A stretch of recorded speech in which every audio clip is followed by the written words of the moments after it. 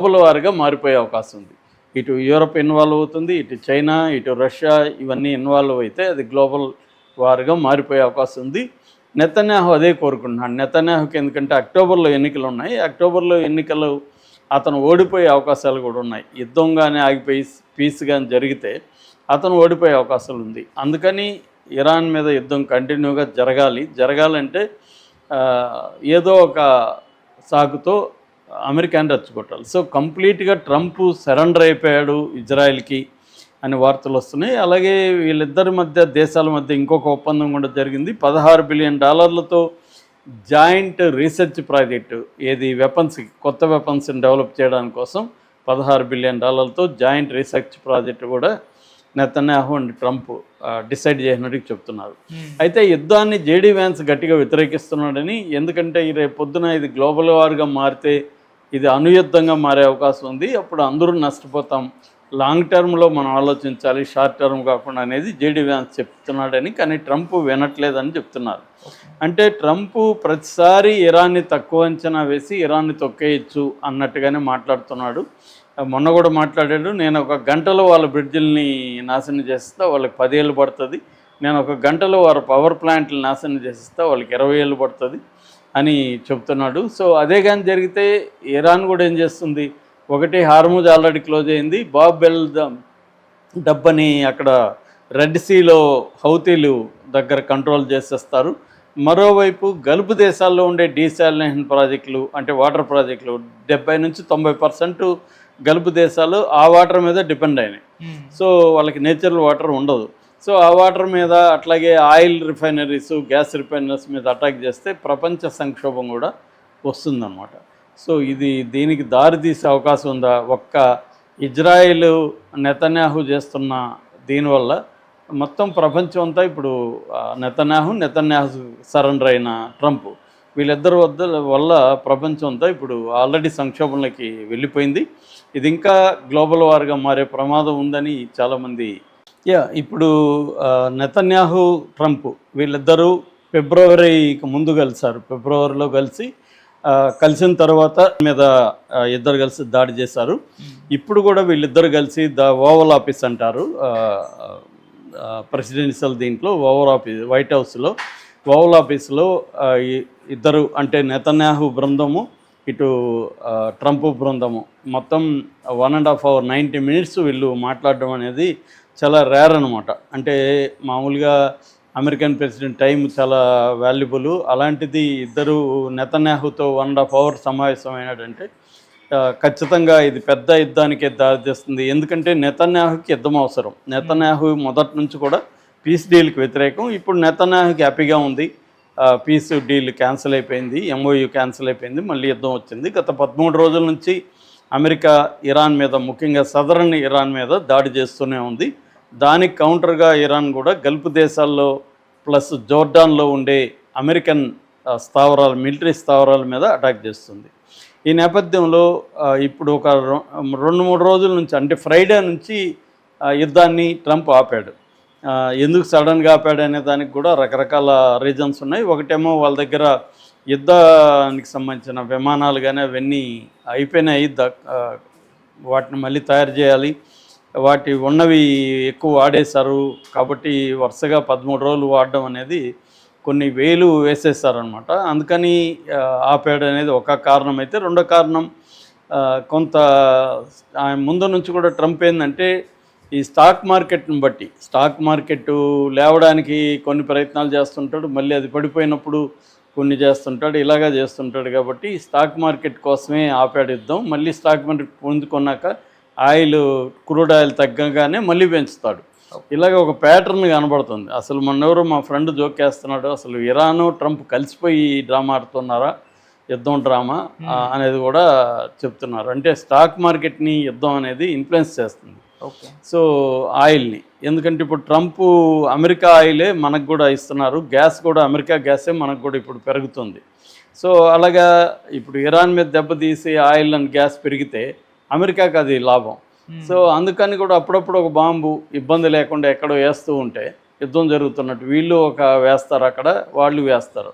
ఇదంతా ఒక డ్రామాలాగా నడుస్తుందా అన్న అనుమానాలు కూడా చాలామందికి ఉన్నాయి. ఎందుకంటే అల్టిమేట్గా ఏ పని చేసినా ఫైనల్గా ఆర్థిక ప్రయోజనాలే ఉంటాయి దాని వెనక. అమెరికా చేసినా, ఇరాన్ చేసినా, ఎవరు చేసినా. ఏదేమైనా ఇప్పుడు వీళ్ళ సమావేశం తర్వాత 3 నిర్ణయాలు తీసుకున్నట్టుగా ఇజ్రాయెల్కి సంబంధించి కొంతమంది మీడియాకి చెప్పారు. ఒకటేంటంటే చర్చలు కంటిన్యూ చేయడం. ఆల్రెడీ స్టీవ్ విట్కాఫ్, జేరెడ్ కుష్నర్ వచ్చి ట్రంప్ అల్లుడు, వీళ్ళిద్దరు కలిసి ఇరాన్ ప్రతినిధులతో సమావేశం అవుతూనే ఉన్నారు, చర్చలు జరుగుతున్నాయి. రెండోది నావల్ బ్లాకేడ్ని, అంటే సముద్రంలో ఇరాన్ నుంచి బయటికి షిప్ వెళ్ళడం కానీ, ఇరాన్లోకి షిప్ రావడం కానీ, ఈ రెండు ఆపేయడానికి నావల్ బ్లాకేడ్ అనేది ఎప్పటి నుంచో ఉంది, మధ్యలో ఎత్తేసారు, మళ్ళీ పెట్టారు. సో ఇప్పుడు దాన్ని కంటిన్యూ చేయడం.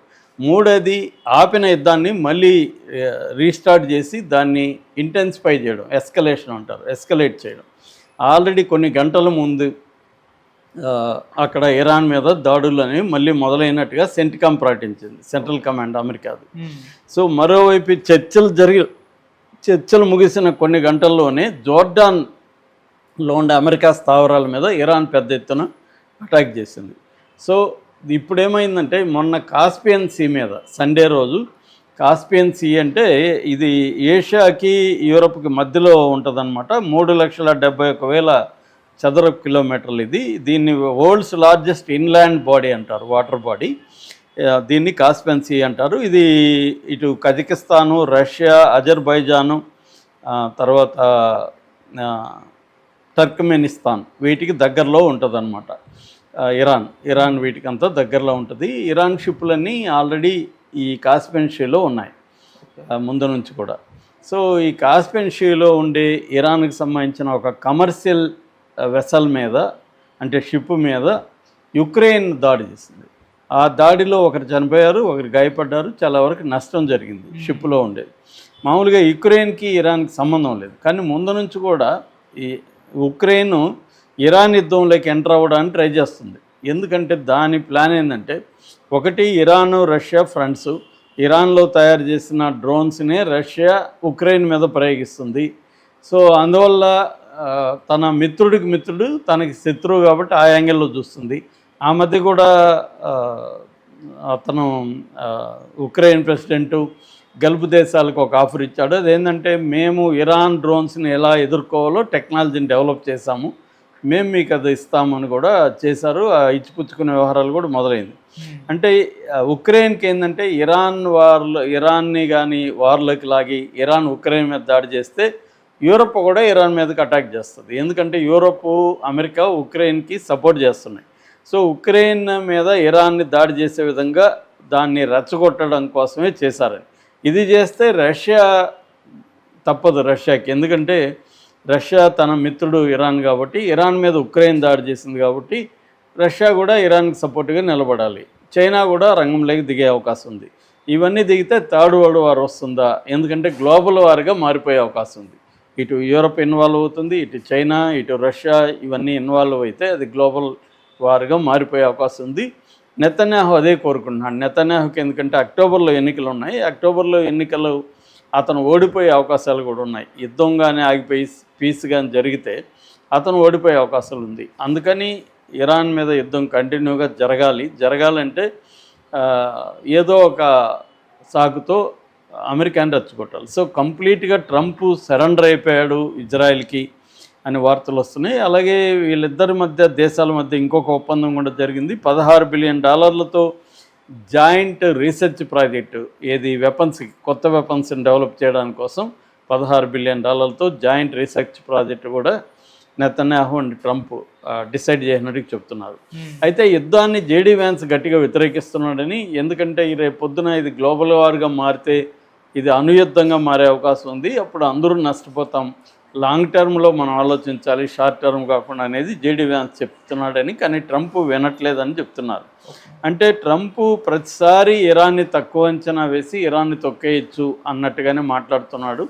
మొన్న కూడా మాట్లాడాడు, నేను 1 గంటలో వాళ్ళ బ్రిడ్జిల్ని నాశనం చేస్తా, వాళ్ళకి 10 ఏళ్ళు పడుతుంది, నేను 1 గంటలో వారి పవర్ ప్లాంట్లు నాశనం చేసిస్తా, వాళ్ళకి 20 ఏళ్ళు పడుతుంది అని చెప్తున్నాడు. సో అదే కానీ జరిగితే ఇరాన్ కూడా ఏం చేస్తుంది, ఒకటి హార్ముజ్ ఆల్రెడీ క్లోజ్ అయింది, బాబ్ ఎల్ డబ్బని అక్కడ రెడ్ సీలో హౌతీలు దగ్గర కంట్రోల్ చేసేస్తారు. మరోవైపు గల్ఫ్ దేశాల్లో ఉండే డీసాలినేషన్ ప్రాజెక్టులు అంటే వాటర్ ప్రాజెక్టులు 70 నుంచి 90% గల్ఫ్ దేశాలు ఆ వాటర్ మీద డిపెండ్ అయినాయి. సో వాళ్ళకి నేచురల్ వాటర్ ఉండదు. సో ఆ వాటర్ మీద అట్లాగే ఆయిల్ రిఫైనరీస్, గ్యాస్ రిఫైనరీస్ మీద అటాక్ చేస్తే ప్రపంచ సంక్షోభం కూడా వస్తుందన్నమాట. సో దీనికి దారి తీసే అవకాశం ఉందా? ఒక్క ఇజ్రాయిల్ నెతన్యాహు చేస్తున్న దీనివల్ల మొత్తం ప్రపంచం అంతా ఇప్పుడు నెతన్యాహు సరెండర్ అయిన ట్రంప్ వీళ్ళిద్దరి వల్ల ప్రపంచం అంతా ఇప్పుడు ఆల్రెడీ సంక్షోభంలోకి వెళ్ళిపోయింది. ఇది ఇంకా గ్లోబల్ వార్గా మారే ప్రమాదం ఉందని చాలామంది ఇప్పుడు నెతన్యాహు ట్రంప్ వీళ్ళిద్దరూ ఫిబ్రవరికి ముందు కలిసారు. ఫిబ్రవరిలో కలిసిన తర్వాత మీద ఇద్దరు కలిసి దాడి చేశారు. ఇప్పుడు కూడా వీళ్ళిద్దరు కలిసి ఓవల్ ఆఫీస్ అంటారు ప్రెసిడెన్షియల్ దీంట్లో వైట్ హౌస్లో ఓవల్ ఆఫీస్లో ఇద్దరు అంటే నెతన్యాహు బృందము ఇటు ట్రంప్ బృందము మొత్తం 1.5 hours 90 minutes వీళ్ళు మాట్లాడడం అనేది చాలా రేర్ అనమాట. అంటే మామూలుగా అమెరికన్ ప్రెసిడెంట్ టైం చాలా వాల్యుబుల్. అలాంటిది ఇద్దరు నెతన్యాహుతో 1.5 hours సమావేశం అయినాడంటే ఖచ్చితంగా ఇది పెద్ద యుద్ధానికే దారితీస్తుంది. ఎందుకంటే నెతన్యాహుకి యుద్ధం అవసరం. నెతన్యాహు మొదటి నుంచి కూడా పీస్ డీల్కి వ్యతిరేకం. ఇప్పుడు నెతన్యాహుకి హ్యాపీగా ఉంది. పీస్ డీల్ క్యాన్సిల్ అయిపోయింది, MOU క్యాన్సిల్ అయిపోయింది, మళ్ళీ యుద్ధం వచ్చింది. గత 13 రోజుల నుంచి అమెరికా ఇరాన్ మీద, ముఖ్యంగా సదరన్ ఇరాన్ మీద దాడి చేస్తూనే ఉంది. దానికి కౌంటర్గా ఇరాన్ కూడా గల్ఫ్ దేశాల్లో ప్లస్ జోర్డాన్లో ఉండే అమెరికన్ స్థావరాలు, మిలిటరీ స్థావరాల మీద అటాక్ చేస్తుంది. ఈ నేపథ్యంలో ఇప్పుడు ఒక 2-3 రోజుల నుంచి అంటే ఫ్రైడే నుంచి యుద్ధాన్ని ట్రంప్ ఆపాడు. ఎందుకు సడన్గా ఆపాడు అనే దానికి కూడా రకరకాల రీజన్స్ ఉన్నాయి. ఒకటేమో వాళ్ళ దగ్గర యుద్ధానికి సంబంధించిన విమానాలు కానీ అవన్నీ అయిపోయినాయి, వాటిని మళ్ళీ తయారు చేయాలి, వాటి ఉన్నవి ఎక్కువ వాడేశారు కాబట్టి వరుసగా 13 రోజులు వాడడం అనేది కొన్ని వేలు వేసేస్తారనమాట. అందుకని ఆపాడు అనేది ఒక కారణం అయితే, రెండో కారణం కొంత ముందు నుంచి కూడా ట్రంప్ ఏంటంటే ఈ స్టాక్ మార్కెట్ని బట్టి, స్టాక్ మార్కెట్ లేవడానికి కొన్ని ప్రయత్నాలు చేస్తుంటాడు, మళ్ళీ అది పడిపోయినప్పుడు కొన్ని చేస్తుంటాడు, ఇలాగా చేస్తుంటాడు. కాబట్టి స్టాక్ మార్కెట్ కోసమే ఆపాడు యుద్ధం. మళ్ళీ స్టాక్ మార్కెట్ పొందుకున్నాక క్రూడ్ ఆయిల్ తగ్గగానే మళ్ళీ పెంచుతాడు. ఇలాగ ఒక ప్యాటర్న్ కనబడుతుంది. అసలు మొన్నెవరో మా ఫ్రెండ్ జోకేస్తున్నాడు, అసలు ఇరాను ట్రంప్ కలిసిపోయి డ్రామా ఆడుతున్నారా, యుద్ధం డ్రామా అనేది కూడా చెప్తున్నారు. అంటే స్టాక్ మార్కెట్ని యుద్ధం అనేది ఇన్ఫ్లుయెన్స్ చేస్తుంది. సో ఆయిల్ని, ఎందుకంటే ఇప్పుడు ట్రంప్ అమెరికా ఆయిలే మనకు కూడా ఇస్తున్నారు, గ్యాస్ కూడా అమెరికా గ్యాసే మనకు కూడా ఇప్పుడు పెరుగుతుంది. సో అలాగా ఇప్పుడు ఇరాన్ మీద దెబ్బతీసి ఆయిల్ అండ్ గ్యాస్ పెరిగితే అమెరికాకి అది లాభం. సో అందుకని కూడా అప్పుడప్పుడు ఒక బాంబు ఇబ్బంది లేకుండా ఎక్కడో వేస్తూ ఉంటే యుద్ధం జరుగుతున్నట్టు వీళ్ళు వేస్తారు, అక్కడ వాళ్ళు వేస్తారు. ఇదంతా ఒక డ్రామాలాగా నడుస్తుందా అన్న అనుమానాలు కూడా చాలామందికి ఉన్నాయి. ఎందుకంటే అల్టిమేట్గా ఏ పని చేసినా ఫైనల్గా ఆర్థిక ప్రయోజనాలే ఉంటాయి దాని వెనక. అమెరికా చేసినా, ఇరాన్ చేసినా, ఎవరు చేసినా. ఏదేమైనా ఇప్పుడు వీళ్ళ సమావేశం తర్వాత 3 నిర్ణయాలు తీసుకున్నట్టుగా ఇజ్రాయెల్కి సంబంధించి కొంతమంది మీడియాకి చెప్పారు.